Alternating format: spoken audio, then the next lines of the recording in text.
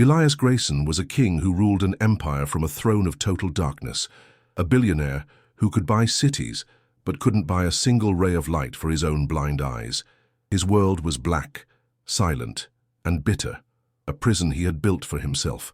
So when a small, quiet boy looked at him and made a promise that God himself had seemingly denied him, "I can make you see again," Elias laughed. He mocked the child in front of his entire staff, enjoying their cold amusement, until the impossible happened right before his unseeing eyes, and the laughter in the room turned into a supernatural silence. This is just the tip of the iceberg. To find out how this impossible story ends, subscribe to the channel and turn on notifications. You won't want to miss what comes next. The office of Elias Grayson was a glass cage at the top of the world, 40 floors above the sprawling city. The sunset painted the sky in strokes of fire and gold, a masterpiece of light that Elias could only feel as a faint warmth on his skin. His world had been an endless night for 5 agonizing years, and the memory of color was a ghost that no longer haunted him. He sat behind a desk of polished obsidian, a monument of a man whose stillness was more intimidating than any movement. His empire, built on numbers and brutal foresight, was now managed through the voices of others, and his ears had grown sharp enough to detect a lie in the slightest hesitation. "Read the quarterly projections." "From Sector 7 again, Michael," he commanded. His voice was gravel, low and devoid of patience. A young assistant, his hands trembling slightly, cleared his throat. "Sir, they are unchanged from the reading 5 minutes ago. A 2.3% decline in—" "Unchanged?" Elias's head snapped toward the sound. The motion was unnerving, his unseeing eyes aimed perfectly at the young man's heart. "In 5 minutes markets shift, corporations crumble, and empires fall. Nothing is ever unchanged. You are my eyes, boy, not my echo. If your eyes are lazy, you are worthless to me." The silence that followed was thick with fear. This was the kingdom of Elias Grayson, and his bitterness was the air everyone was forced to breathe. It was into this suffocating silence that a new sound appeared, the soft squeak of a small shoe on polished marble. Elias froze, his senses on high alert. It was not one of his assistants. This was something out of place. He heard a woman's hushed, terrified whisper, "Samuel, come back here now." But the sound of small footsteps continued, growing closer until they stopped just before his massive desk. Elias tilted his head, a predator sensing a strange new creature in its territory. He heard a child's breath, calm and steady. Then a voice clear and without a trace of the fear that paralyzed everyone else in the room.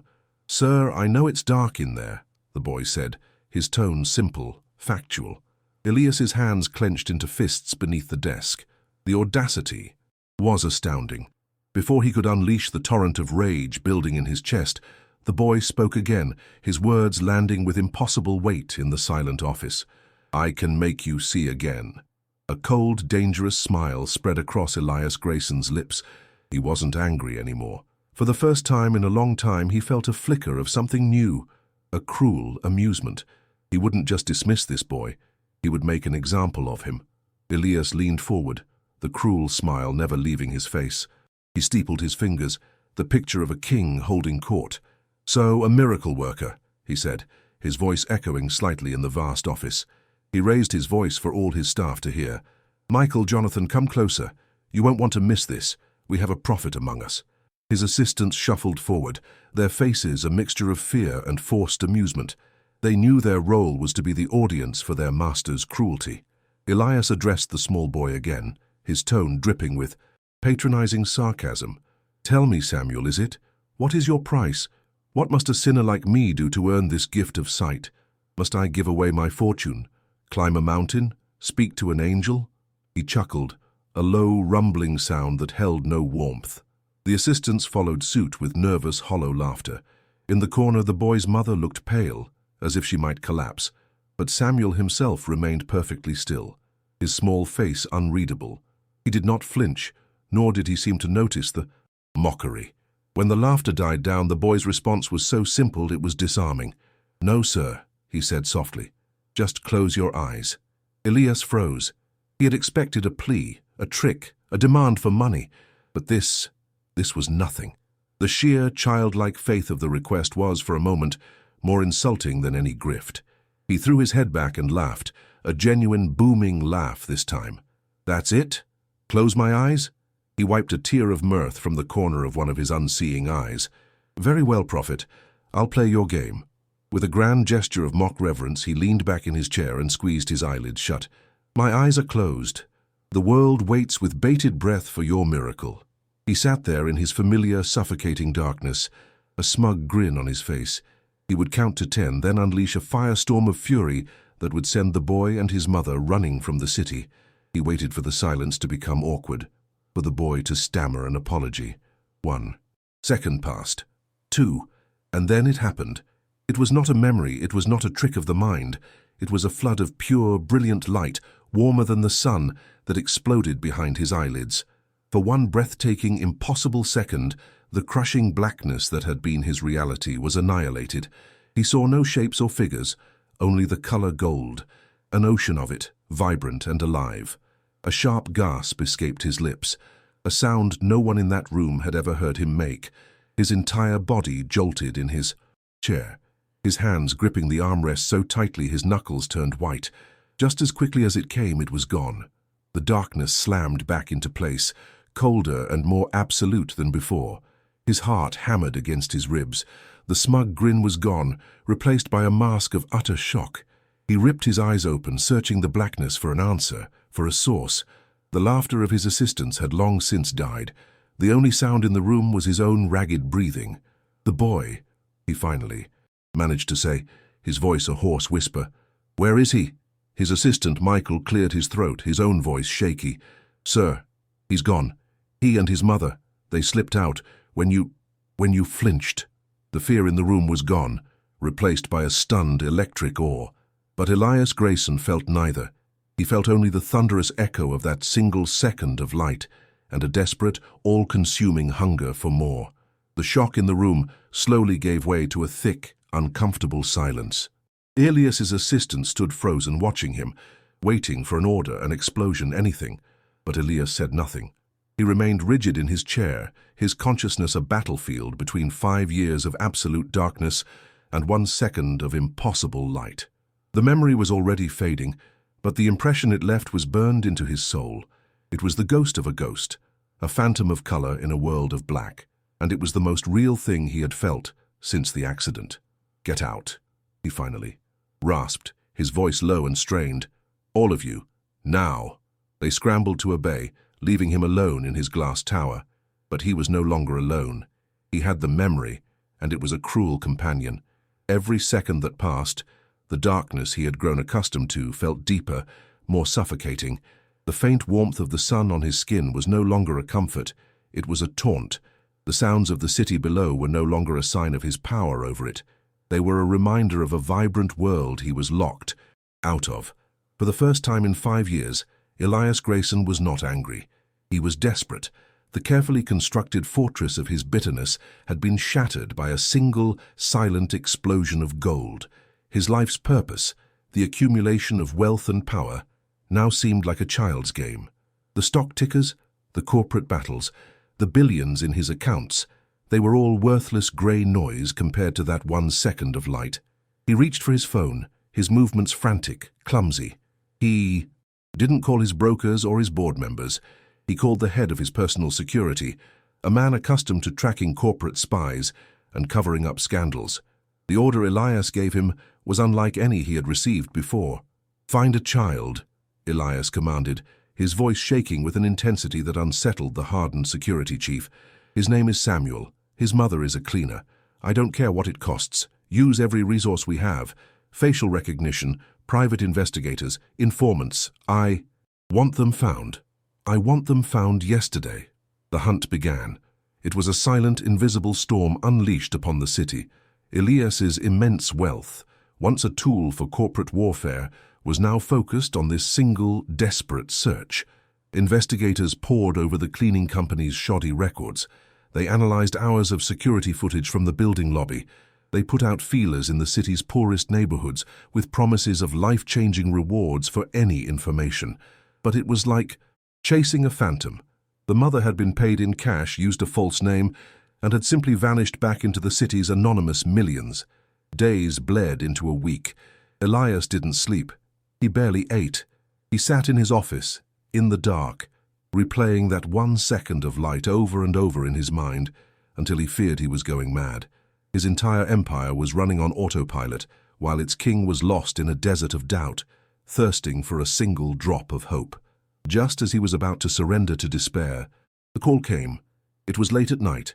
His lead investigator sounded exhausted but triumphant. They hadn't found the boy, but they had found a name connected to the mother, the name of her late husband, Samuel's father, a man who had died 5 years ago in a chemical plant explosion on the industrial outskirts of the city. The name of the chemical plant struck Elias like a physical blow, a ghost from a past he had deliberately buried. Vance Industries. It had been one of his first major hostile takeovers. He remembered the brutal efficiency of it all, buying the company, slashing its budget, ignoring the frantic warnings from the plant manager about outdated safety protocols. He had dismissed them as whining, a pathetic attempt to save their jobs. He had pushed them to increase output before he sold the plant for parts. And then, during a final inspection he had foolishly decided to attend, the world had exploded. He was driven now, not by his usual driver in his luxury sedan, but by his head of security in a nondescript black SUV. They left the gleaming steel and glass of the city center and descended into a world Elias had only ever seen on balance sheets. Here, the streets were cracked, the buildings were weary, and the air was heavy with the struggles of its people. The car stopped before a small, dilapidated apartment building. This was it.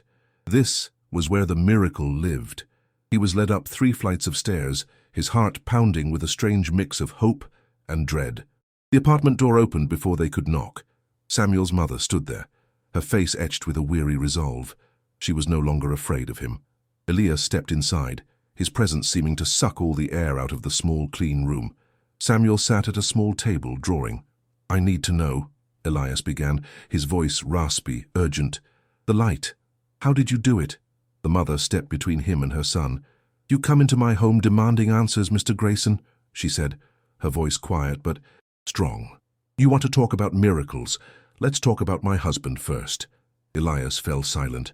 She spoke of a kind, hard-working man who loved his son more than anything, a man who worked as a foreman at Vance Industries. Her words were precise, each one a nail being hammered into the coffin of Elias's self-pity. "He warned them," she said, her gaze unwavering. "He wrote emails. He begged the new owners to update the pressure valves. He said it was a matter of life and death. But the new owners didn't listen. They only cared about profits." A cold dread began to creep up Elias's spine. He felt the blood drain from his face. "Then came the fire," she continued, her voice trembling slightly. "The explosion. It took my husband. It shook this whole neighborhood. For days a black chemical smoke hung in the air. We were told it was safe, but we were breathing poison." She gestured to Samuel, who had started to cough, a dry, wheezing sound that seemed too big for his small body. "The doctors call it pulmonary fibrosis, a scarring of the lungs. It comes from chemical exposure. There is no cure." Elias felt the floor drop out from beneath him. It all clicked into place in one horrifying moment of clarity. His greed, the warnings he ignored, the explosion, his blindness, her husband's death, the poison in the air, Samuel's lungs. It was all one single, monstrous event, a perfect, closed loop of consequence with him at the dark center. He had come here hunting for a cure, for his own darkness, a selfish quest for light. But standing in that small, humble room, Elias Grayson finally saw the truth in all its horror. He wasn't the victim of the explosion. He was its cause, and the miracle of sight he so desperately craved was nothing compared to the redemption he now needed for his blackened soul. The silence in the room was a physical weight, pressing down on Elias Grayson, crushing him. The strength seemed to drain from his body, and he staggered back, his hand finding the wall to keep him from falling. For the first time, his blindness felt not like a curse, but a mercy, sparing him from seeing the faces of the 2 people whose lives he had systematically destroyed. The sounds of his own ragged breathing and Samuel's wheezing coughs were a symphony of his failure, a soundtrack to his damnation. He, Elias Grayson, the man who moved markets and toppled giants, was nothing more than a common vandal who had broken a family and poisoned a child. His mind, once a sharp instrument of logic and finance, now scrambled for a solution, for a way to fix this, to undo it. He fell back on the only tool he had ever known. "Money," he stammered, the word tasting like ash in his mouth. "I can give you money. I'll get you the best doctors in the world, a private jet. We'll fly to a clinic in Switzerland tonight. I will buy you a new house, a mansion, anywhere you want. I can fix this." He was pleading, his voice thin and pathetic. He was a drowning man, offering a glass of water. Samuel's mother simply stared at him, her eyes filled with a sorrow so deep it was beyond anger. But it was Samuel who moved. He slid off his chair and walked slowly toward the towering, broken man leaning against the wall. He reached out with his small hand and, without hesitation, touched Elias's trembling fingers. The touch was warm, gentle, and it sent a tremor through Elias's entire body. It was a gesture of such profound and undeserved grace that it almost brought him to his knees. Samuel looked up in the direction of Elias's face, his own breathing a soft, rattling whisper. "The doctors can't fix my soul, Mr. Grayson," the boy said, his voice soft but clear. "Or yours." The simple, devastating truth of those words struck Elias with more force than the explosion had. He had spent the last 5 years cursing God, cursing the world for the darkness he was forced to live in. But the boy was right. The blindness, the bitterness, the rage, they were all just symptoms of a much deeper disease. His soul had been sick long before his eyes went dark. The power inversion was complete. The billionaire was the beggar. The sick child was the healer. The man who had come to demand a miracle now found himself desperately needing to ask for forgiveness. "What do I do?" Elias whispered, the question a raw, genuine plea for guidance. He was no longer a king on a throne. He was a lost man in a dark room, asking a child to show him the way out. Samuel's hand did not leave his. He turned his head slightly, as if looking through the wall beyond their small apartment toward the distant silhouette of the city's financial district. "My father used to say you can't build a new house on a rotten foundation," the boy said softly. "First you have to tear the old one down." Elias left the apartment a changed man. The words of the boy, "You have to tear the old one down," echoed in his mind, not as a suggestion, but as a prophecy. He returned to his sterile penthouse, but it no longer felt like a seat of power. It felt like a tomb, a monument to a dead man. For 2 days he sat in silence, the gears of his formidable mind grinding to a halt. How does a man tear down his own life? The answer came in the form of a frantic, tearful phone call. It was Samuel's mother. Samuel had collapsed. He was in the intensive care unit at the city hospital, his lungs failing. The doctors were saying it was a matter of hours, that there was nothing more. Yeah, they could do. The prophecy had become a ticking clock. Instantly, the old Elias roared back to life, but with a new, singular purpose. He unleashed his global network, not for profit, but for a miracle. He tasked his sharpest analysts and researchers with a single mission: find any experimental treatment, any radical procedure for pulmonary fibrosis anywhere in the world, and disregard the cost. Within an hour, they found it. A tiny, underfunded research clinic in the mountains of Austria was pioneering a revolutionary lung regeneration therapy. Their early results were astonishing, but they were years from public approval. It was a 1-in-a-million shot, but it was the only shot they had. Elias was about to order his private jet to be prepared when his lead analyst delivered the crushing blow. "Sir, there's a problem. The clinic is being sold. The deal is set to close in 2 days. Elias felt a familiar surge of annoyance. "Then outbid them. I'll pay double, triple. I don't care. Buy the damn clinic." The analyst's voice was grim. "We can't, sir. The buyer has an exclusive, legally binding contract. The firm is called Blackwood Capital." The name hit Elias like a physical shock. Marcus Blackwood, his greatest and most hated rival.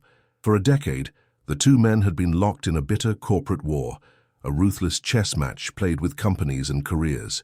Elias knew instantly that Blackwood had no interest in saving lives. He was likely buying the clinic to strip it of its valuable real estate and patents, and the life-saving research would be dissolved. He was trapped. Money was useless. Power was useless.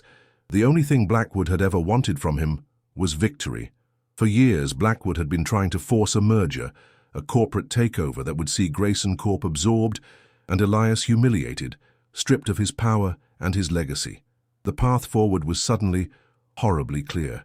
It was a perfect, hellish test designed by fate itself. He could keep his empire, his pride, and his lifelong war with his enemy, and Samuel would die. Or he could save the boy. But to do so, he would have to walk into his rival's office and offer him the one thing he had sworn he would never give up: his surrender. Elias stood alone in the darkness of his office, the two halves of his life at war within him, the king he had been and the penitent he needed to become. The choice was simple. It was brutal. It was everything. He picked up the phone, his hand steady, for the first time in weeks, and dialed a number he knew by heart. When the cold voice of his rival's assistant answered, Elias Grayson swallowed every last shard of his pride and spoke the words of his own execution. "Tell Mr. Blackwood that I need to see him. I'm ready to discuss his merger proposal." The boardroom of Blackwood Capital was cold, not in temperature, but in spirit. It was a space of sharp angles, gleaming chrome and black leather, designed to intimidate and dominate. Elias Grayson, led in by an assistant, felt the chill of it seep into his bones. He was a king entering the execution chamber of his rival, a place he had sworn he would never set foot. Across a vast granite table sat Marcus Blackwood, a man with a predator's smile and eyes that held the cold glitter of polished stone. He looked every bit the victor he was about to become. "Elias," Blackwood began, his voice smooth and laced with triumph, "I must admit, I never thought I'd see this day. To what do I owe the honor of your unconditional surrender?" He savored the last two words, letting them hang in the air. His lawyers sat silently beside him, vultures ready for the kill. Elias did not rise to the bait. The fire of their old rivalry was gone, replaced by the cold, heavy urgency of a dying child's breaths. "There is no honor here, Marcus," Elias said, his voice flat, weary. "You've won. Let's get to the terms." Blackwood's smile widened. He spent the next 10 minutes outlining the brutal terms of the merger. Grayson Corp would be completely dissolved. The name would be erased from the industry. Elias himself would be forced into a quiet, permanent retirement, his life's work nothing more than a footnote in the history of Blackwood's rise. It was a complete and utter annihilation of his legacy, and Blackwood relished every detail. When he finished, he leaned back, expecting a fight, a final spasm of defiance from his old enemy. Instead, Elias gave a slow, deliberate nod. "The terms are acceptable," he said. The surprise on Blackwood's face was almost comical. He had prepared for a war, not a white flag. "Just like that?" he asked, a hint of suspicion in his voice. "Just like that," Elias confirmed, "with one condition, a single, non-negotiable addendum to the contract." He leaned forward, his voice dropping to a tone of absolute seriousness. "The Austrian clinic your firm is acquiring, its pulmonary research division, is to remain open. It is to be fully and permanently funded as a charitable wing of the new company, and it will accept its first new patient, a 9-year-old boy named Samuel, effective immediately." Blackwood stared at him, completely baffled. Of all the things he had expected, a sudden philanthropic demand was not one of them. He scanned Elias's face, searching for the angle, the hidden financial play. He found nothing. All he saw was a desperate, broken man. Seeing no threat to his victory, only a bizarre final request, he gave a slight shrug. "Fine," he said with a wave of his hand. "Fund the sick kids. Have your lawyer approve the addendum." He pushed a thick document and a pen across the table. "Sign."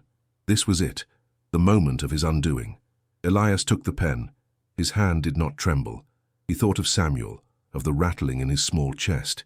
He thought of the words, "You have to tear the old one down." He pressed the tip to the paper. The scratching sound of the nib was the only noise in the silent room. He wrote his name, the name that had once inspired fear and awe on stock exchanges around the world, for the last time as a titan. He pushed the signed contract back across the polished table. It was done. His empire was gone. His legacy was ashes. Elias Grayson, the corporate titan, was dead, and in the profound, silent emptiness of his total defeat, for the first time in his life, he felt completely and utterly free. As Elias sat in the sterile silence of the boardroom, the feeling of liberation began to deepen into a profound and unfamiliar peace. He heard Marcus Blackwood making a dismissive remark to his lawyers, something about putting a dying dog out of its misery. The words, which would have once ignited a firestorm of rage within him, now passed through him without leaving a mark. He had no empire to defend, no pride to protect. He had nothing left to lose, and in that nothingness, he felt a strange sense of being whole. That's when he felt it. A faint warmth behind his eyelids, like the gentle touch of a sunrise. He dismissed it at first, a phantom sensation brought on by stress and lack of sleep. But it didn't fade. It grew, blossoming from a flicker into a soft, steady glow. It was the same golden light from before, but this time it wasn't a violent, fleeting explosion. It was a slow, deliberate dawn, patiently pushing back the 5-year night. Shapes began to resolve themselves in the golden haze, first as faint outlines, then with sharpening clarity. The long, polished line of the granite table, the stark silhouette of Marcus Blackwood against the vast window, the glint of light on a water glass. Elias's breath hitched in his throat. His heart felt like it was going to beat out of his chest. He blinked, slowly, and the haze dissolved completely. He could see. The colors were the first thing to truly hit him, so vibrant they were almost painful. The deep, impossible blue of the sky outside, the rich crimson of a lawyer's tie, the complex pattern of the wood, grain on a wall panel. It was a visual symphony, a tidal wave of sensory information that overwhelmed him, and tears began to stream down his face, the first he had shed since he was a child. He was staring, mesmerized, at the simple, miraculous dance of dust motes in a sunbeam when his phone began to vibrate in his pocket. With a trembling hand, he answered it. It was Samuel's mother, but her voice wasn't filled with the despair he had been dreading. It was choked with a hysterical, joyous disbelief. "Elias," she wept into the phone. "The doctors, they don't understand.